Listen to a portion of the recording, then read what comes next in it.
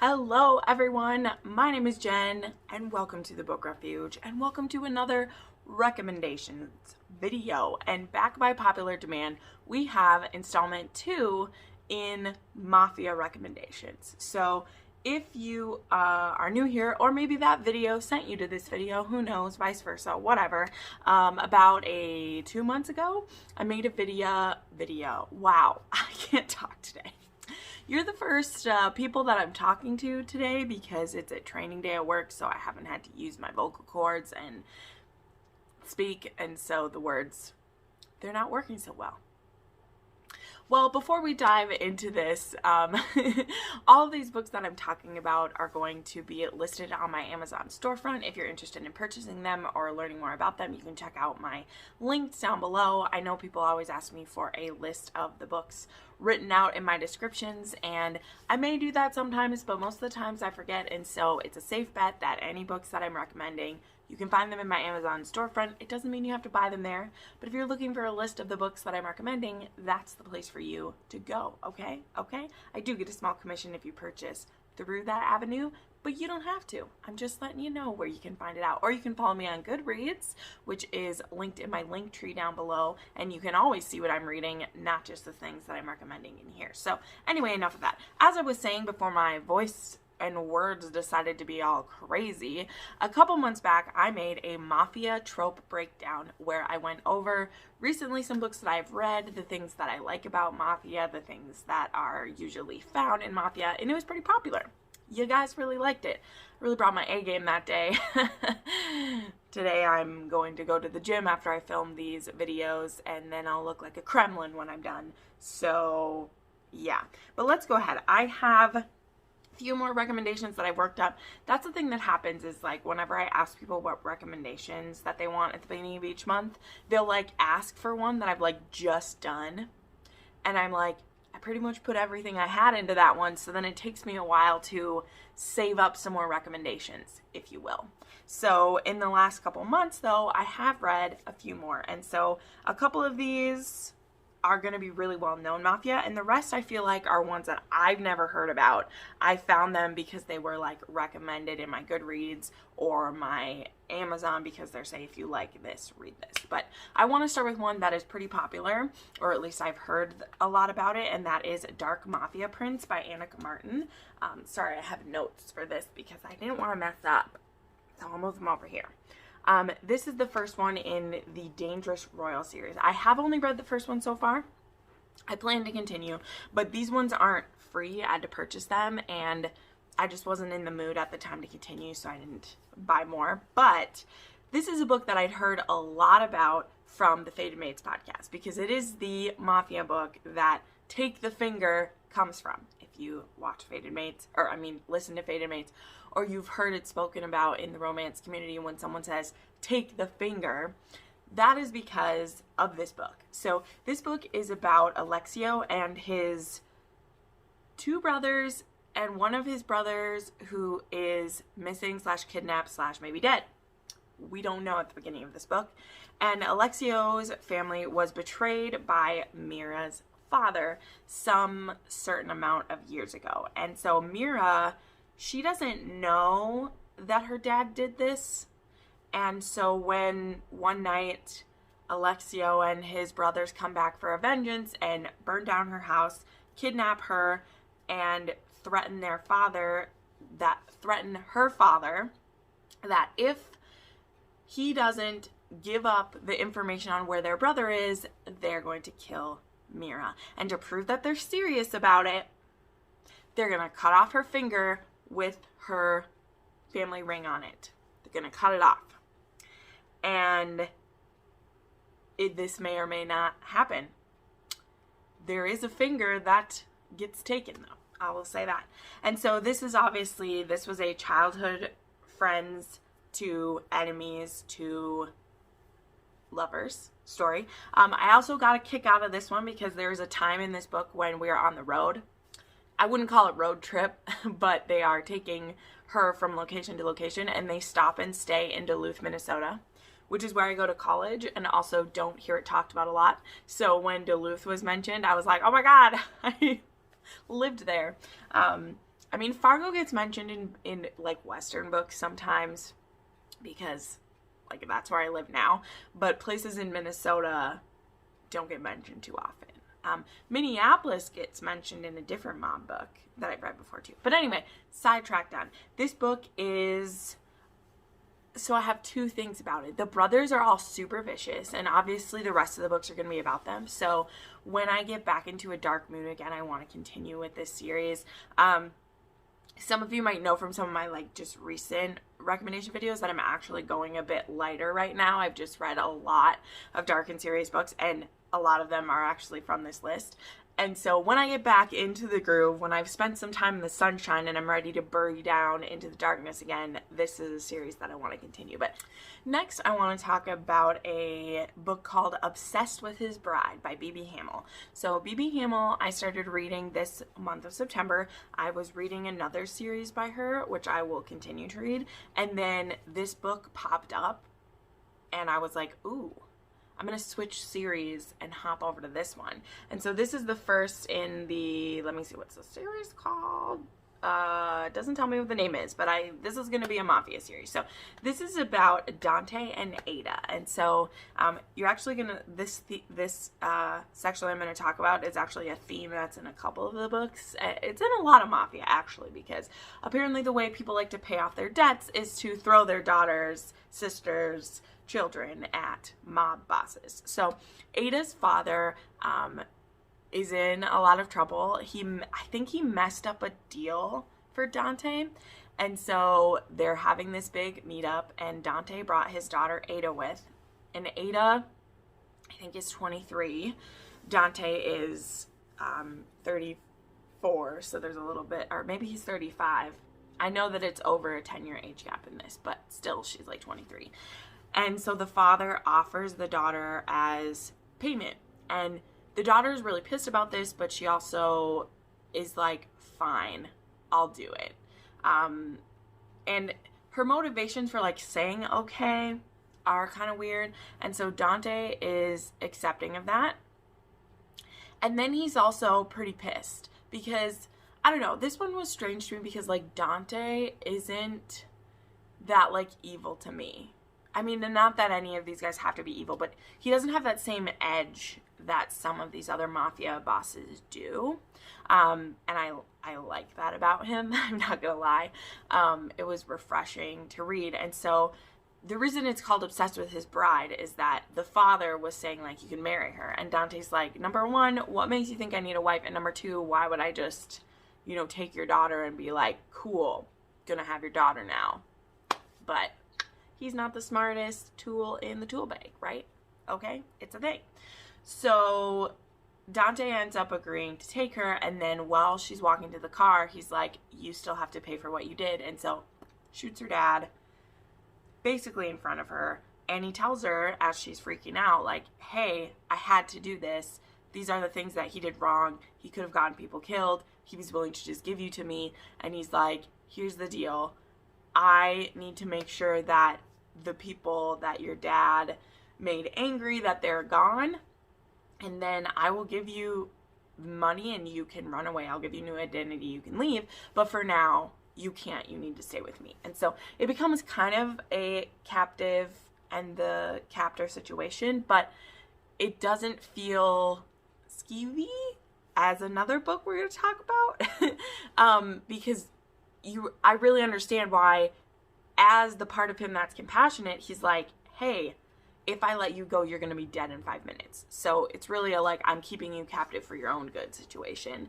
And she's just so pissed. She's angry that he killed her dad, but also she's angry that doesn't feel bad because her father has just caused her so many problems. And yeah, it was really fun. And then obviously, you know, he starts to clean up these people that need to get down, and then he's like, well, maybe I don't actually want to let her go, and maybe I actually do want her to be my bride. So there we go. Now we got to talk about Den of Vipers by K.A. Knight. This is, wow, there's just a lot. This book.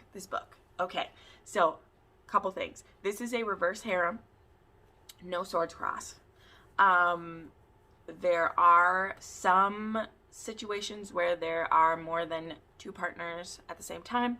But in general, this is a case where the woman has 4 individual relationships with this group of mafia bosses. So the Vipers, Ryder, Garrett, Kenzo, and Diesel form the Vipers. They are a group of, there's 2 biological brothers, which is Ryder and Kenzo, I think. Ryder and Kenzo are the biological brothers, and then Diesel and Garrett, they've just kind of joined this family, and they are all seen as brothers, and they are brutal, okay? For all the things that I just said about BB Knight's book being like a refreshing type of mafia book, this one is as ugly as I've read, okay? And I was literally like stunned by the craziness.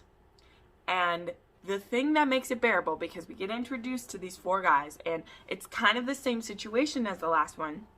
There's this guy who he's gotten in trouble at one of their casinos, and he owes them a lot of money.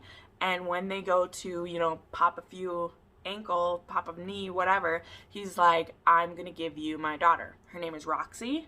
She owns a bar over here, and you can just have her. And they run, you know, they run prostitution and slavery and all those things, which even in mafia books, I just can't stand it, which you're not supposed to. Like, I understand, but those are my line, is I usually like the mafia who like is shutting that stuff down, because this is a fantasy. I know that's not realistic, but I'm reading for fun. And so these 4 guys are fully like, we're gonna go and take her. However, Roxy mother effer is not going to go down without a fight. And that is what makes this book work for me, okay? This heroine makes it work for me. Holy bananas with peanut butter, chocolate, and whipped cream on top. This is crazy, okay? It's crazy. So Roxy owns a bar. I think Roxy's like 24. She carries a bat. She made me think of like the female Negan, and like just super sexy. And so first, the Vipers send a couple of goons to pick her up, and they just show up at her bar, and they're like, hey, you belong to the Vipers now. And she's like, bullshit, dudes. And she takes her bat to them. She beats the shit out of them. She gives one of them a concussion and sends them limping out of her bar with their tails between their legs to the Vipers. And the Vipers are like, who is this bitch that just beat up a group of 3 of our guys? And wow. So they show up. They wait until close one night, and the 4 of them stride in. And so the 4 of them, they each have their own like position within this, right? Ryder, he's kind of the face of everything. He pretends, well, he is the head, but he also is the face of everything too, so that the outside world doesn't know that it's the 4 of them who run this equally. So if someone were to ever like take him out, it'd be like, surprise, there's still 3 of us who are as strong. But then there's Garrett, who is a fighter and who has a lot of sexual trauma, and he is their one of their muscle. They're all pretty muscled. There is Kenzo, who is kind of more wiry. He is their spy. He deals with just a bunch of things. And then there's Diesel, who is their torturer and is a sick mother effer. And he's the first one that is instantly like, he sees how like strong and amazing Roxy is, and he's like, ooh, I want to break that. I want to break that. I want to make that bleed for me. He's sick, man. Like, being in his mind, like, there's stuff in this book, guys. Okay, so they go and pick her up, and they grab her, and like literally to knock her out, one of them punches her in the face, brings her back to their place where they basically have this like certain floors of this like hotel, and they like each have a floor, and then there's a communal floor in the middle. And so like Diesel has the dungeon floor where literally it's his torture floor.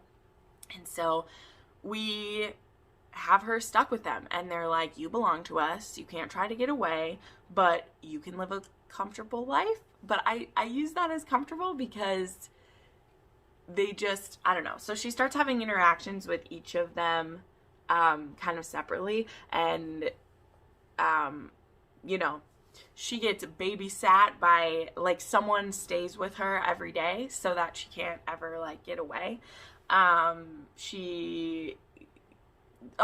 So they end up like she ends up, though, being more like no fucks given. And when she finds out what her dad did, she's super pissed.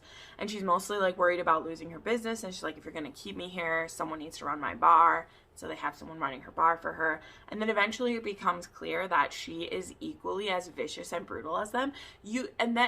And I feel like sometimes in Mafia books that comes out of nowhere, where it's like the woman is like adapt or die, which totally makes sense. So she'll just be like, you know what? I'm going to play along with this and become this way. But like Roxy already has those tendencies. Like you get to see them from the first POV that's from her. And so it's believable to me that she would start to learn from them and become like them. And so she has a very different dynamic with each person. And of course there are tons of trigger warnings in this. There is not as much non-consent as I thought there would be. I know, not that much. But honestly, like Roxy is really into everything, and especially her interactions with Diesel has some of the like most brutal. So there is knife play, blood play, torture porn almost in this stuff, like literally happening. So be aware of that. This is brutal and ugly, and it's not just because there's like violence or things, like straight up like I'm gonna cut you while we're having sex kind of stuff. So just know that. But I was fascinated by this book. I had a great time reading it. It is a standalone, but it is 640 pages, and I'll tell you, it needed to be that long, because by the end of this book I understand Roxy's individual relationships with each member of this. And the author could have easily split this into a duology. Like, I can easily see the point where she could have split this, because there is a perfect tipping point where it could have been split into 2 parts. And I respect the hell out of K.A. Knight for making this one book, putting it all into it, because it's one complete story. It wouldn't have needed to be split in half. But there is a lot of work that has to get done for you to believe this reverse harem. Like, a lot of times in reverse harem, I feel like there's always one couple that is like the stronger of the two. I feel like 3 out of the 4 men, I felt their couple really strongly. And the 4th one, it still was good. So if you're someone who likes reverse harem, I think you'll really like this book. If you're someone who likes really dark mafia, I think you'll like this book. I don't particularly love reverse harem, but I've read a couple of them this month, and this one, I wish they were all like this, because wow. So this was great. This was great. All right, now we got to talk about Sempre and Sempre Redemption by J.M. Darhower. So I've had some books by J.M. Darhower in my Kindle library for a really long time, and I haven't read them. And then I finally purchased these books because I heard a couple things about them. 1, that they were Twilight fan fiction, and 2, that they were Twilight fan fiction. And I enjoy those sometimes.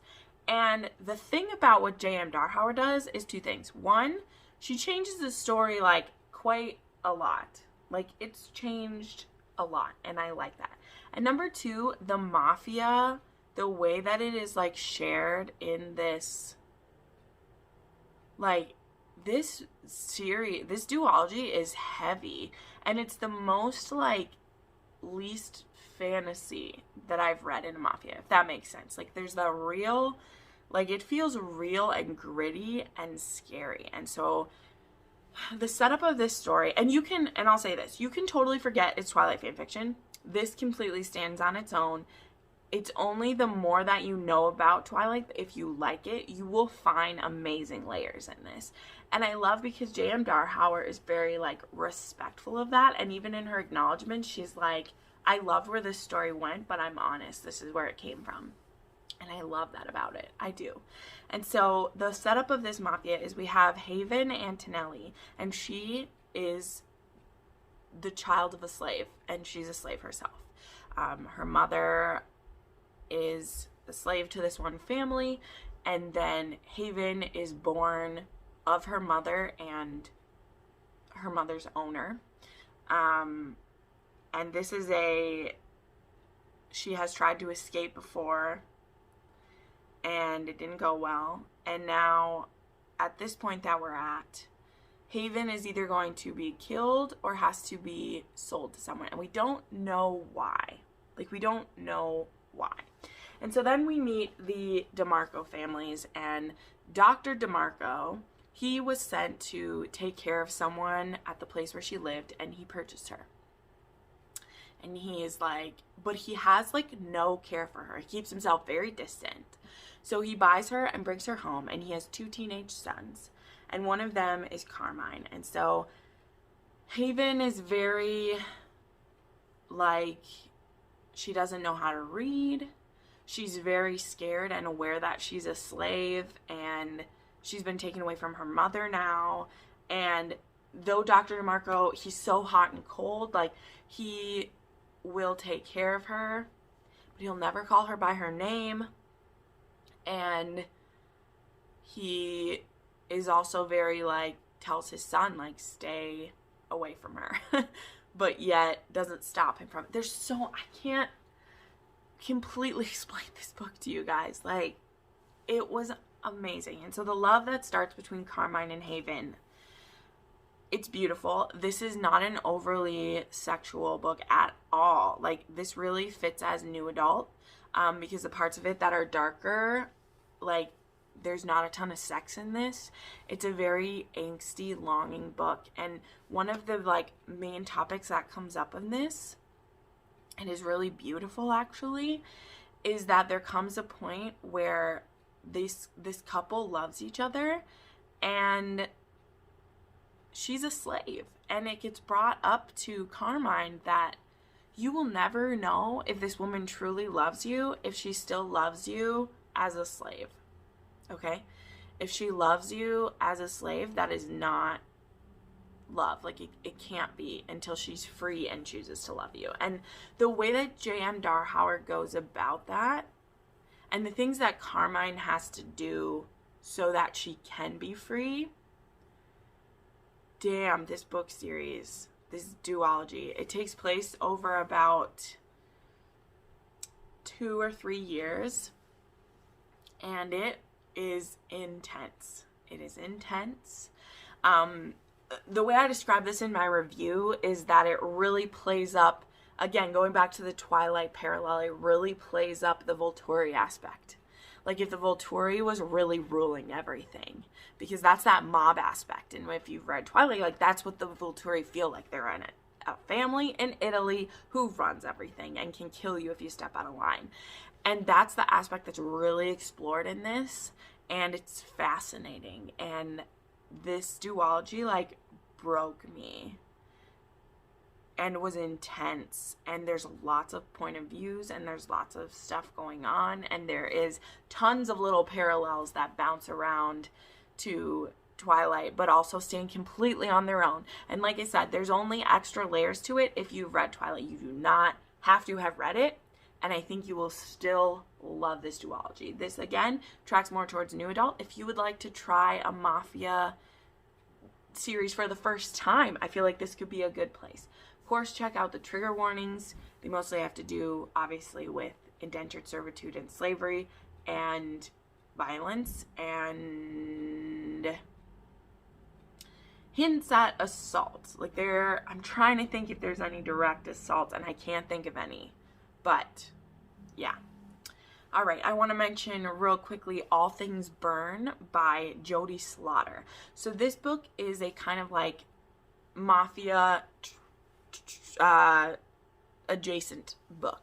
This is about a woman who has a stalker. She's an African-American woman, by the way. She has a stalker who's a very rich man who she had dated at one point. She loved him, and he has turned into a stalker and is following after her and is threatening her. He's starting to threaten her family, and he's really escalating. He's really ratcheting up his abuse, and it is getting very uncomfortable. So her cousin suggests to her this hitman. He's an Irish hitman. He will work for the mob sometimes, and elements of that will come into this story. That's why I put it in with this.